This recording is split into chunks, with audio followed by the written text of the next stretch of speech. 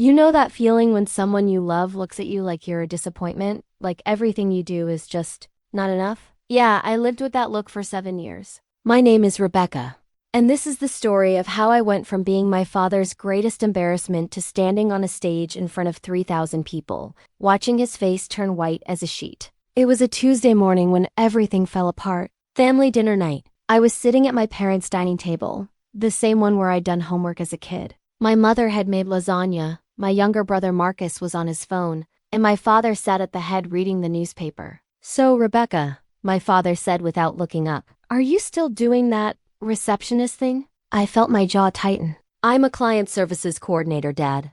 At Meridian Global." He lowered the paper. "Client services coordinator. That's just a fancy way of saying secretary, isn't it?" "Thomas," my mother warned quietly, but he was on a roll. "Do you know what I tell people when they ask what my daughter does? Do you know how embarrassing it is? I help manage relationships with our biggest clients. I coordinate projects worth millions. You answer phones," he interrupted. "You schedule meetings. You're 28 with a college degree, essentially a secretary. Any high school graduate could do your job." The lasagna on my plate looked completely unappetizing. Marcus finally looked up, uncomfortable but silent. "Meridian Global is one of the top consulting firms in the country," I said, trying to keep my voice steady. "And Marcus," my father continued, gesturing at my brother, "is finishing his MBA at Wharton, Rebecca. When people ask about my children, I have one success story, and one," he waved dismissively, "one embarrassment." Something cracked inside my chest. "An embarrassment. Your job brings no honor to this family," he said. "No prestige. No pride. When my colleagues talk about their children, doctors, lawyers, executives, what am I supposed to say?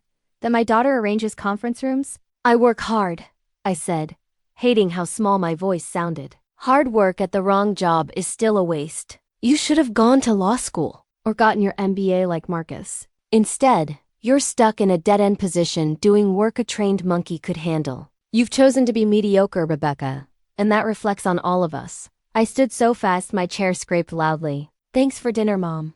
I have to go." "Rebecca, honey, please," my mother pleaded. "Let her go," my father said, picking up his newspaper. "Maybe she needs to think about where her life is heading." I drove home in tears, his words playing on repeat. Embarrassment, mediocre, dead end, trained monkey. The worst part? A tiny voice wondered if he was right. I'd been at Meridian Global for 3 years. Started in client services right out of college. Yeah, at first it was administrative, answering calls, scheduling meetings, organizing travel. But I'd been watching, learning, absorbing everything about how the company operated. The senior VP, Patricia Chun, had noticed. She'd started giving me more responsibility sitting in on client calls, asking for input on strategies, having me draft actual client communications. But how could I explain that to my father? He'd already decided what my job was worth. That night, staring at my ceiling, I made a decision. I couldn't change his perception with words,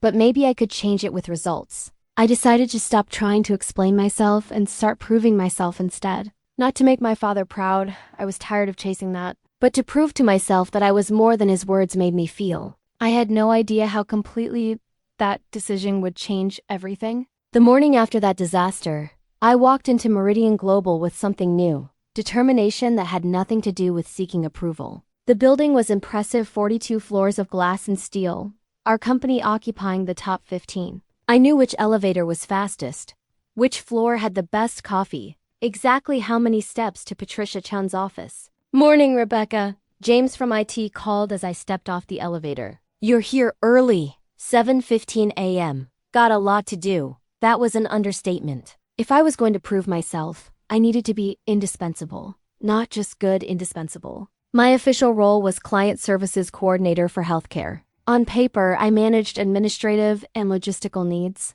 In reality, I'd become the person who knew everything about every client, which CEO preferred morning calls, which hospital systems struggled with what issues, the entire history of every project from the last 3 years. Most people saw it as a stepping stone. Do your 2 years, move into consulting. But I'd realized something. In a company built on client relationships, the person who maintains those relationships has more power than anyone realizes. I spent the morning doing my usual work, briefing documents, follow-ups, conference logistics. But I also started documenting everything. Every problem I solved.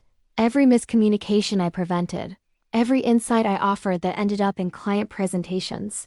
Not to brag. Because I was realizing my father's perception was wrong, but I'd also been underselling myself. Around 10, Patricia's assistant appeared. "Patricia wants to see you." My heart jumped. Patricia didn't do random check-ins. I grabbed my notebook and headed to her corner office.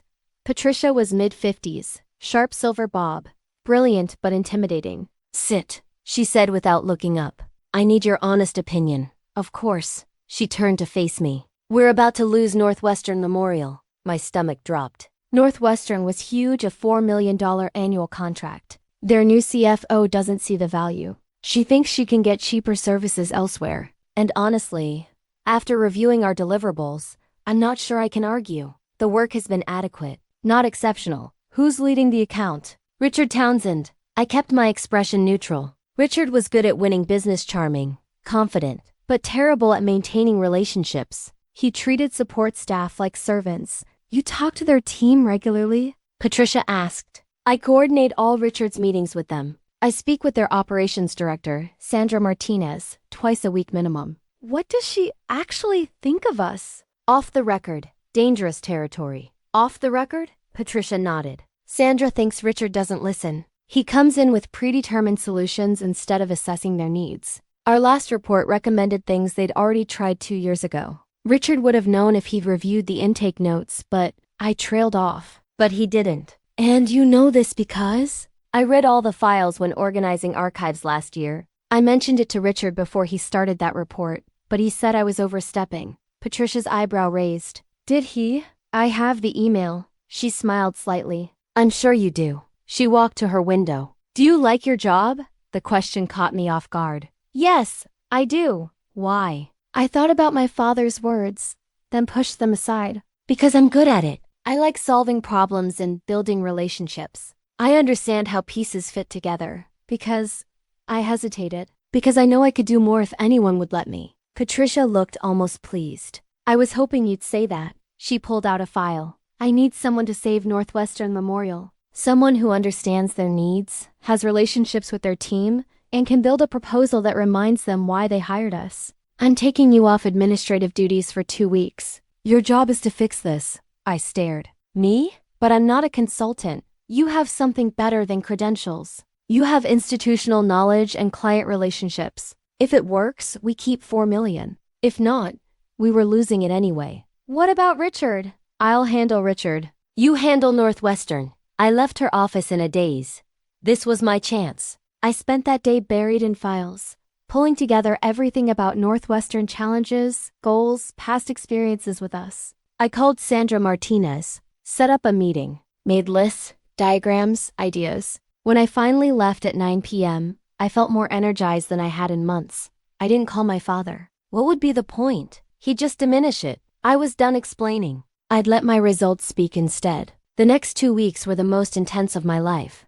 I basically lived at the office. My first call with Sandra Martinez set the tone. I didn't waste time with pleasantries. "Sandra, I know we're about to lose your business. I think that's a mistake for both of us. But I need you to be completely honest about why." Long pause. Then she laughed. "Wow. Okay, I appreciate the directness. I've always valued our conversations. So let's have a real one. What are we doing wrong?" She didn't hold back. Our proposals were generic. Richard never followed up. Our recommendations looked good in PowerPoint but didn't account for Northwestern's specific constraints, budget, staffing, organizational culture. We'd been treating them like just another client instead of understanding their unique situation. "We hired Meridian because you were supposed to be the best," Sandra said. "But honestly, we've gotten better insights from smaller firms who take time to understand who we actually are." I filled 3 pages with notes, and I felt energized. Sandra had handed me a roadmap. I spent the next week building a completely different proposal. Instead of 60 pages of frameworks, I created something showing we understood Northwestern specifically. I mapped their organizational structure, identified exact pain points, interviewed our consultants who'd worked similar clients, created a timeline of specific, actionable steps with clear metrics. Every recommendation addressed something Sandra had mentioned. Richard, predictably, hated it. "This isn't how we do things," he said. Where's the industry analysis? Competitive benchmarking? This looks like we're just solving immediate problems instead of providing strategic value. Solving their immediate problems is strategic value, I countered. They don't need another report about healthcare trends. They need specific help with specific challenges. Your administrative staff. You don't understand consulting. I took a breath. In the past, I would have backed down, but something had shifted. You're right.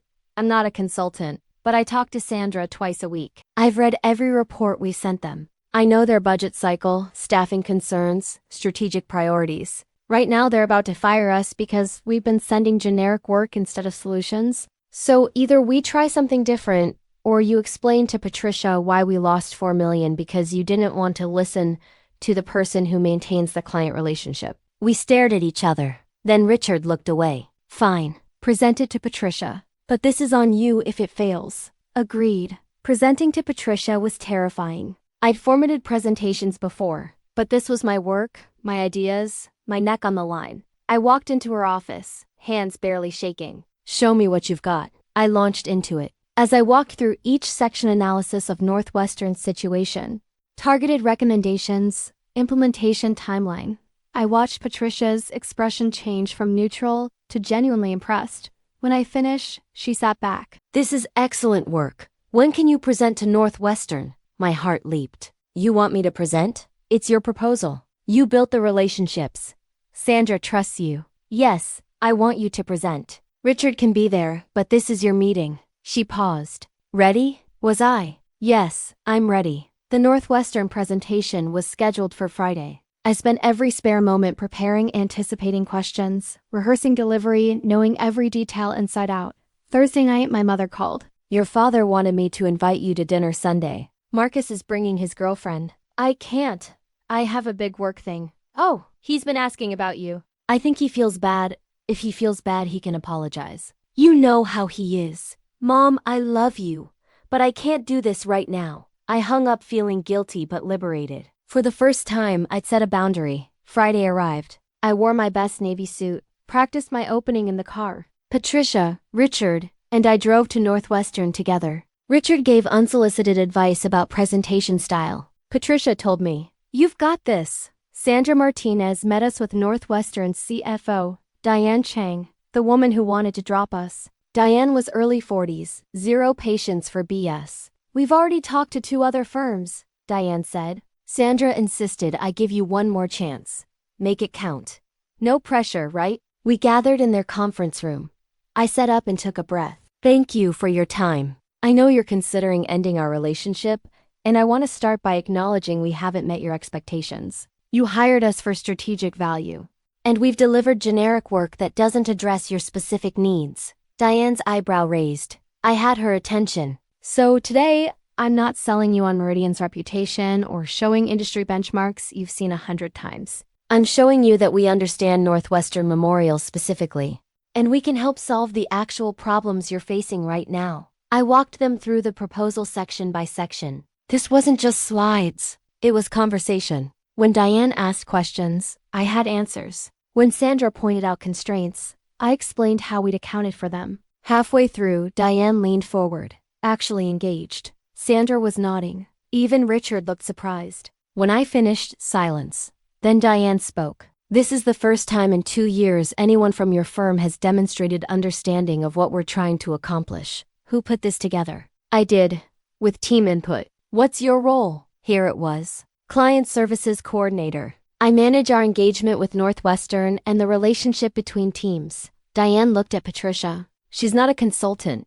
Not officially. But she knows your account better than anyone. Diane turned back. Why haven't we been working with you directly? That's not how we typically structure engagements. But this situation has shown us we should reconsider. Diane and Sandra exchanged looks. Diane nodded. All right, 3 more months to prove you can deliver. But I want Rebecca as primary contact. I felt like floating. Thank you. I won't let you down. In the car back, Patricia was smiling. Richard was silent. I was processing. I'd done it. Saved $4 million. Me. The embarrassment. The trained monkey. Exceptional work, Patricia said. We need to talk about your future. My future. Not as support staff. Something more. I still didn't call my father. The real work was just beginning. Monday after Northwestern, I arrived to an email from Patricia. Career development discussion. 9 a.m. I dressed carefully, professional suit, makeup, hair styled. If we were discussing my future, I wanted to look like I belonged. Patricia's assistant waved me in. Patricia was there with someone unexpected, David Rothstein, managing director of our Chicago office. My heart rate kicked up. "Rebecca, come in," Patricia said warmly. "You know David." I'd seen David in meetings, passed him in hallways, but never actually spoken. Early 60s, gray hair, commanding presence. "Miss Carter," he said, standing to shake my hand. "Impressive things I've been hearing. Patricia forwarded your Northwestern proposal. Excellent work." "Thank you, sir." "Sit. Let's talk about what happens next." Patricia leaned forward. "Your Northwestern work showed us something important. You have skills we need more of: understanding clients, building relationships, translating complex problems into actionable solutions. That's not just good administrative work. That's consulting. The question is," David continued, "what do you want to do with that skill set? We're prepared to offer several options." My mind raced. What kind of options? Patricia pulled out a folder. Option 1, Senior Client Services Coordinator with significant raise. You'd manage client relationships for our entire healthcare division with bigger portfolio and more authority. That sounded amazing. But there was more. Option 2, David said. We move you into consulting. You'd need training and certifications, but you're ready. Junior consultant with clear path to senior within 2 years if you perform. My heart pounded. A consulting role, what my father thought mattered. And option 3, Patricia said, something we're creating specifically for you. Client Strategy Director. You'd maintain and develop strategic relationships with top clients while consulting on their engagements. You'd bridge the gap between client needs and service delivery. I stared. That role doesn't exist. It didn't, David said. But your work made us realize it should. We have excellent consultants and solid client services staff, but we're missing people who can do both: understand strategic work and maintain relationships. That's what you did with Northwestern. That's what we need. The pay would be better than option 2, Patricia added. You'd report directly to me. You'd have a team. We'd hire 2 coordinators to handle administrative work, and you'd mentor them. This would be director level, Rebecca. Real leadership. I felt dizzy. Director level? I don't have an MBA or certifications, just a bachelor's in communications. How can I be a director? David smiled. You know what I've learned in 30 years? Degrees don't guarantee good judgment, client relationships, or strategic thinking. You've demonstrated all 3. The rest we can teach. Which path do you want? I thought about my father. What am I supposed to say? That my daughter takes phone calls? Well, Dad, your daughter is being offered a director position. But I realized something.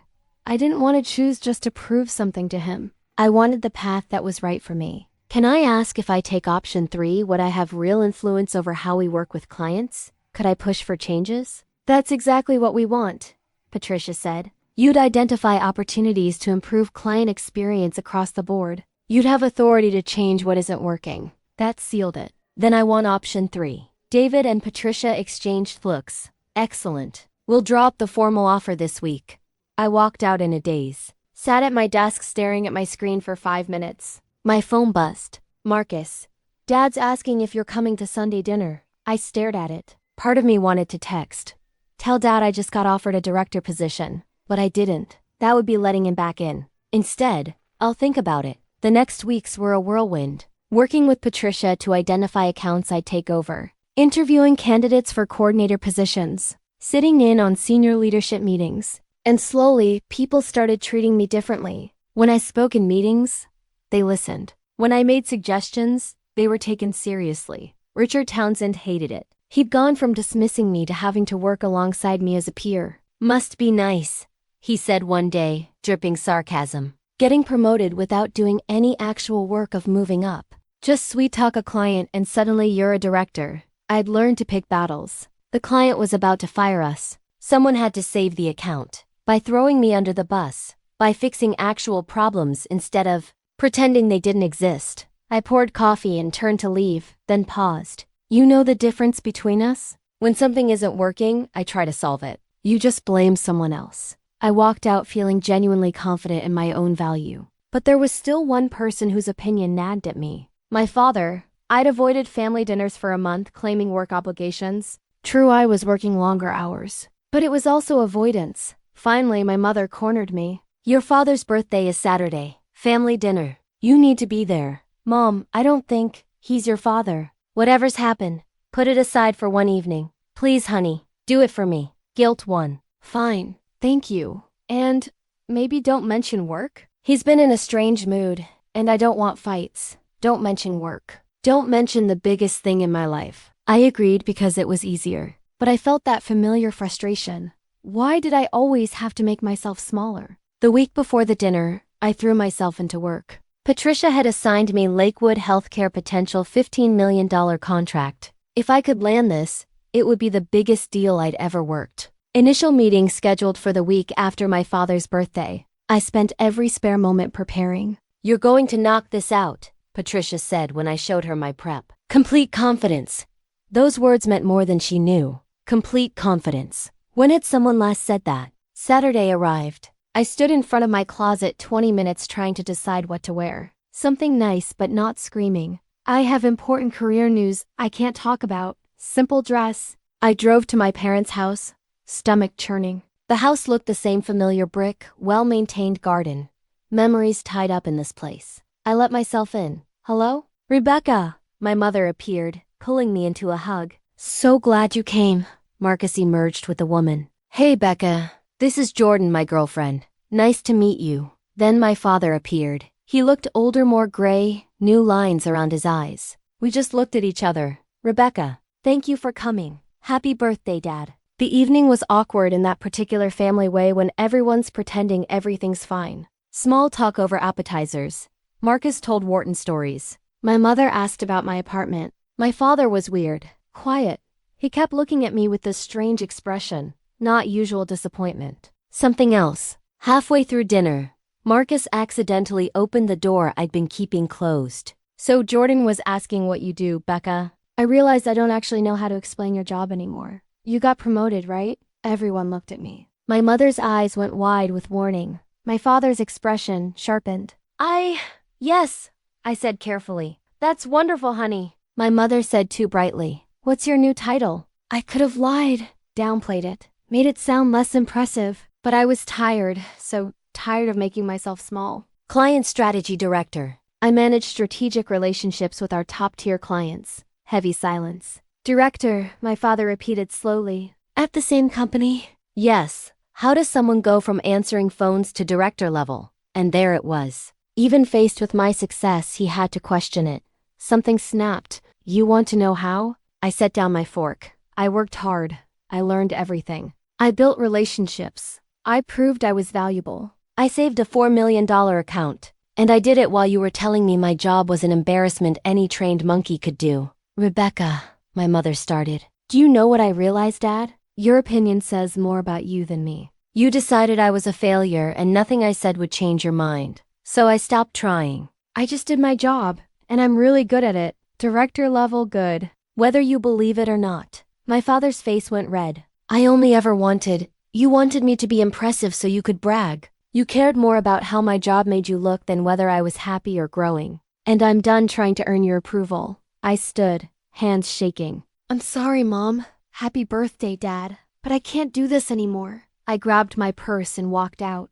My mother calling after me, heart pounding so hard I could hear it. I sat in my car breathing hard, half expecting to feel terrible. Instead, I felt free. The morning after my father's birthday, I woke up expecting regret. Instead, I felt lighter than I had in years. My phone showed 7 missed calls from my mother and 3 texts. I'd deal with that later. First, work. The Lakewood meeting was in 3 days. I spent the weekend at the office preparing, researching, analyzing, building the kind of comprehensive proposal that worked with Northwestern. Patricia called Sunday afternoon. David wants you to present Lakewood to the board if we win. End of next month at the Corporate Leadership Summit in Orlando. He wants the board to understand the changes we're making. So no pressure. She laughed. You've got this. You're not just good, you're changing how we think about client engagement. The board needs to see that. After we hung up, I let that sink in. A month ago, too embarrassed to explain my job to my father. Now presenting to the company's board. Monday, my mother finally caught me. Rebecca, we need to talk about what happened. Mom, I said what I needed to say. I'm not apologizing. I'm not asking you to apologize. I'm calling to tell you I'm proud of you. I stopped walking. What? I've been thinking about what you said. You were right. Your father has been unfair, and I've been complicit by always asking you to bend, to accommodate. I'm sorry for that. My throat felt tight. Mom, you've accomplished something remarkable. I didn't understand before because I didn't really understand what you did. But I've been reading about your company, about client strategy directors.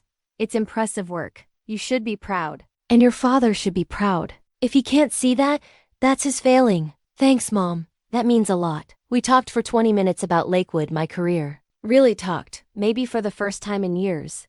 The Lakewood meeting was Wednesday. I arrived early with Patricia and 2 consultants for technical support. Remember, Patricia said, you're not trying to impress them with how much you know. You're showing them you understand what they need.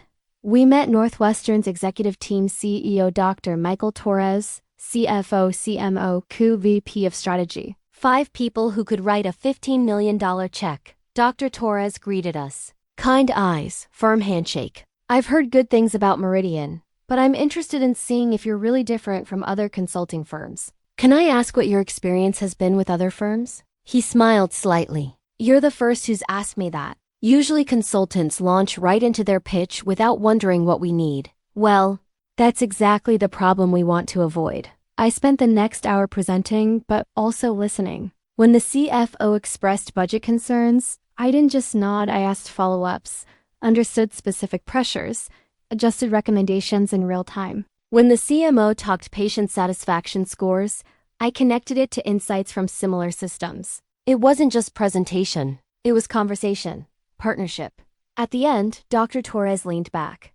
This is not what I expected. You've done your homework. But how do I know you'll stay involved? I've seen projects where we get the A-team for the pitch and junior staff for execution. That's fair. I'll be your primary contact throughout. In every major meeting, involved in every deliverable, available whenever needed. That's literally my job, making sure our work serves your needs. And you have authority to make that commitment? The CFO asked skeptically. Patricia spoke up. Rebecca is a director. She has full authority to structure this engagement, however, it needs to be structured. If something isn't working, she can change it. Dr. Torres and his team exchanged looks. He nodded. We'll need a few days to discuss, but I think we're close. We'll be in touch by end of week. In the car back, Patricia was grinning. Masterful. You read the room perfectly. Think we got it? I'd be shocked if we didn't. Friday afternoon, Dr. Torres called me directly. Rebecca, we'd like to move forward. When can we get started? After I hung up, I just breathed. I'd done it. 15 million. The biggest deal of my career. Patricia appeared with champagne she'd been hiding. I knew you'd close it. We gathered the team in the conference room and toasted. People congratulated me, shook my hand. 6 months ago, they'd seen me as just support staff. Now they treated me as a peer, a colleague, a success story. That weekend, I finally responded to my mother's texts. We met for coffee, just us. Tell me everything, she said. So I did. The promotion, Northwestern, Lakewood, Patricia's mentorship, the leadership summit in Orlando. Feeling like, for the first time, I was being seen. Your father doesn't know what to do with you now, my mother said softly. He's used to being disappointed. He doesn't know how to handle being wrong. Is he still angry? Honestly? I think he's more confused. Marcus told him about some award Meridian won. You're a top-ranked firm. Your father looked it up. I think he's realizing he misjudged things, but he hasn't apologized. No, you know your father hard time admitting when he's wrong. I'm not waiting for his apology anymore, Mom. I meant what I said. I'm done trying to earn his approval. If he can't be happy for me, that's his problem. My mother squeezed my hand. I know, and I'm proud of you for that too. The next weeks flew by. I launched the Lakewood engagement, hired the 2 coordinators, worked on my presentation for Orlando. A week before the summit, Patricia pulled me aside. I need to warn you. Richard Townsend has been making noise. He's not happy about your promotion. I sighed. What's he saying? That you were promoted too quickly. Wrong background. Patricia's playing favorites.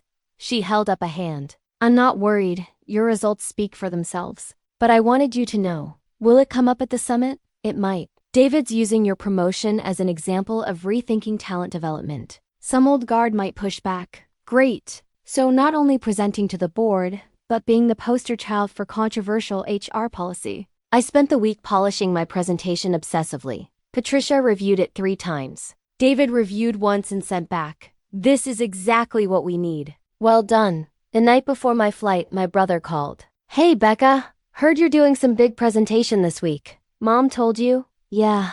"Listen, I wanted to say, I'm proud of you. I know Dad's been hard on you, and I should have stood up for you more. I'm sorry." My throat tightened. "Thanks, Marcus. That means a lot." For what it's worth, I never thought your job was embarrassing. I just didn't understand it. But Mom explained, and it sounds really cool. You're basically the translator between what clients need and what consultants deliver, right? That's a good way to put it. Well, kill it at your presentation. After we hung up, another piece of weight lifted. I'd been so focused on my father's rejection that I hadn't noticed my brother actually respecting me. I flew to Orlando Sunday, checked into the conference hotel, tried not to think about presenting to the most powerful people in my company. The summit kicked off Monday. 300 senior leadership in a massive ballroom. I sat near the back watching David Rothstein take the stage. "This year," he said, "we're focusing on innovation, not just in services, but in how we develop talent, structure teams, engage clients. Over the next 3 days, you'll hear about bold changes. Some might be uncomfortable, but listen with open minds, because our industry is evolving." I glanced around, some people nodding, others skeptical. My presentation was Tuesday afternoon. Until then, I sat through sessions on strategy, trends, operations, networked with people from other offices who had no idea who I was. Tried very hard not to panic about standing on that stage. Tuesday morning, Patricia found me at breakfast. "How are you feeling?" "Terrified." She smiled. "Good. That means you care. But you've earned this. You're not here as a token. You're here because you've demonstrated excellence. Trust that." At 2, I stood backstage listening to David introduce me. Our next speaker represents something important. Recognition that talent doesn't always follow traditional paths. Sometimes the best consultants aren't the ones with impressive resumes, but the ones who understand clients, solve real problems, build lasting relationships. Please welcome Rebecca Carter, our newest client strategy director, who's going to talk about reimagining client engagement. I walked onto that stage. For a brief moment, I had that surreal feeling of watching myself from outside. 6 months ago, answering phones. Now here, I looked out at hundreds of successful consultants, partners, directors, all waiting to see if I deserved to be there. I thought about my father's words, "Your job brings no honor to this family." Then Dr. Torres, "You're the first person who's asked what we need." I knew which voice mattered more. I smiled, clicked to my first slide, and began. "Thank you, David. I'm going to start with a confession. 8 months ago, I couldn't have given this presentation. Not because I didn't have skills, but because I didn't think I belonged here. I was administrative staff. I answered phones, scheduled meetings, coordinated logistics. Important work, but not strategic work. Right? I paused, looking out. Except I was wrong. And we as a company were wrong. Because while doing all that non-strategic work, I was also building relationships consultants couldn't. Identifying problems before they became crises. Seeing patterns only someone deeply embedded in day-to-day client experience could see. And when we almost lost $4 million, I was the one who saved it, not because I'm smarter than our consultants, but because I understood something they didn't. Clients don't buy frameworks and methodologies. They buy relationships and results. I walked them through Northwestern, then Lakewood. Talked about the hybrid role Patricia and David created, why it mattered. Presented data showing accounts with dedicated strategy directors had higher retention and larger renewals. Then I got to the heart of what I wanted to say. Here's what I learned. We're leaving money on the table by how we think about talent. We promote based on credentials and traditional paths. We overlook people already demonstrating skills we need, just because they don't fit our mental model of what consultants should look like. How many others in this company have potential we're not tapping because we're too focused on resumes instead of results? Some nodding, others skeptical, but listening. I finished with a call to action. I'm not saying everyone should follow my path, but I am saying we should be open to non-traditional paths. Identify talent wherever it exists. Create opportunities for people to prove themselves beyond job titles. Because that's how we'll stay competitive. That's how we'll grow. And that's how we'll build culture where the next Rebecca Carter doesn't have to wait years to be seen. Silence. Then applause. Not polite, obligatory applause, but genuine. Sustained applause. I walked off feeling 10 feet tall. Patricia was waiting, beaming. Perfect. Absolutely perfect. David appeared. Outstanding. The board wants to meet tomorrow morning. 9 a.m. The next morning, I met with the board. Margaret Holloway, board chair, got straight to it. Ms. Carter, your presentation was compelling. We're considering expanding the client strategy director role, but we need to understand, was your success an anomaly or is it replicable? I'd been expecting this. With respect, ma'am, I think that's the wrong question. Margaret's eyebrow went up. The question shouldn't be whether my specific path is replicable. It should be whether we're creating an environment where talent can emerge from unexpected places. I succeeded because Patricia gave me an opportunity and David supported it. But how many others have similar potential we're not recognizing because they're not in traditionally promotable roles? After more discussion, I left uncertain if I'd impressed them or overstepped. Back in Chicago, I threw myself into work. But I also started something different, looking for the next Rebecca Carter. I reviewed personnel files, sat in meetings, watched coordinators and assistants contribute. I found them people with potential being overlooked. I brought my findings to Patricia. I want to create a mentorship program, identify high-potential people in non-consulting roles, and give them opportunities to develop.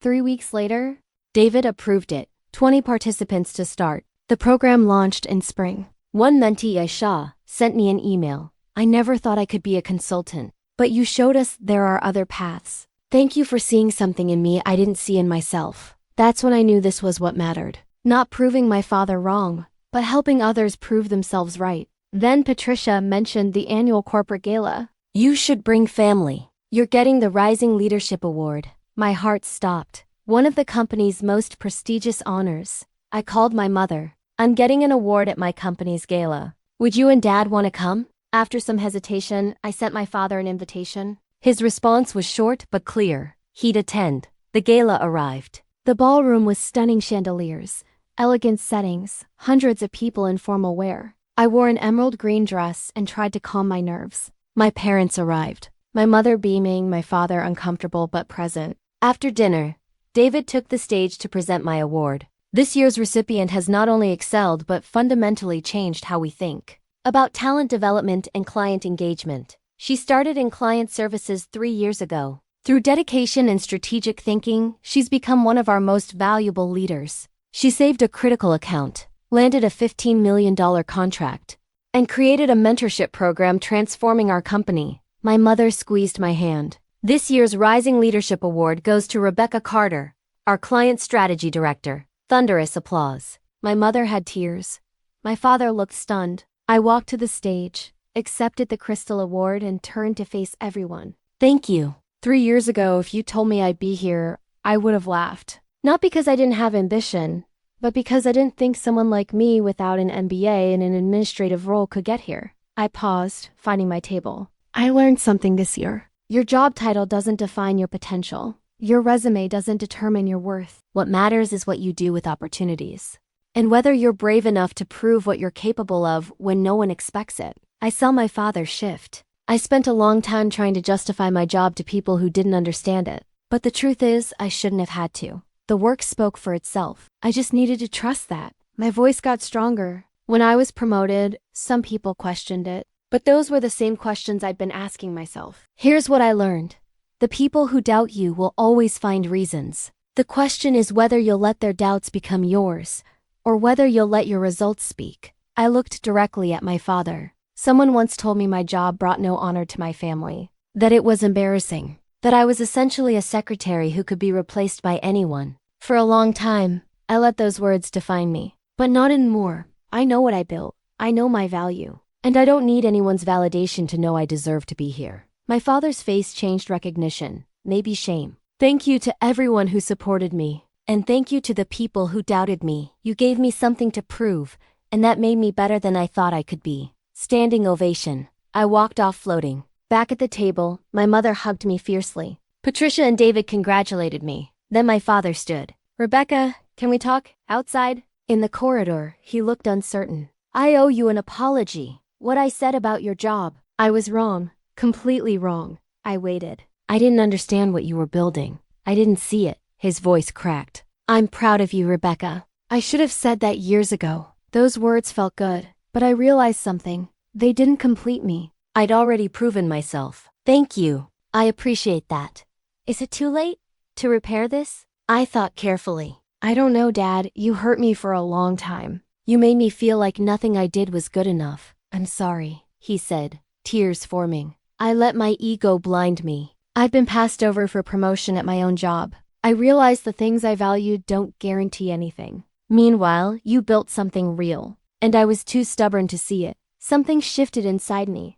Not quite forgiveness yet, but maybe the beginning. I'm not going to pretend the past didn't happen, but I'm glad you're here tonight. And maybe eventually we can rebuild this. But it takes time. I understand. I'll take whatever time you're willing to give. He pulled me into a hug, a real one. I'm proud of you, he said again. So proud. The story of my career didn't end that night. It continued as I mentored new leaders, improved client relationships, and challenged our company to think differently about talent. But if I had to pinpoint when everything changed, it was that terrible family dinner when my father called my job an embarrassment. Because that's when I decided to stop seeking validation from people who couldn't see my value. That's when I decided my worth wasn't up for debate. And that decision, that simple, terrifying, liberating decision to believe in myself, even when others didn't, changed everything. People often ask me for career advice, and I always tell them the same thing. Stop trying to prove yourself to people who've already decided you're not enough. Focus on being so good at what you do that the right people can't help but notice. Your job title doesn't define you. Other people's opinions don't define you. What defines you is what you build, who you help, and whether you have the courage to bet on yourself when no one else will. I was a client services coordinator who answered phones. My father said that job shamed the family. But when they announced my name on that stage, not once, but twice, my father finally understood what I'd been trying to tell him all along. The work was never the embarrassment. His inability to see its value was. Now, every time I walk into my office, every time I mentor someone who feels overlooked, every time I present to our board, I remember that girl who absorbed her father's disappointment. And I think, look how far we've come. Not just in titles or awards or recognition, but in finally, truly, completely believing in our own worth. That's the real victory. That's the story I want people to hear. Not that my father was wrong about me, though he was, but that I was right about myself. And that made all the difference.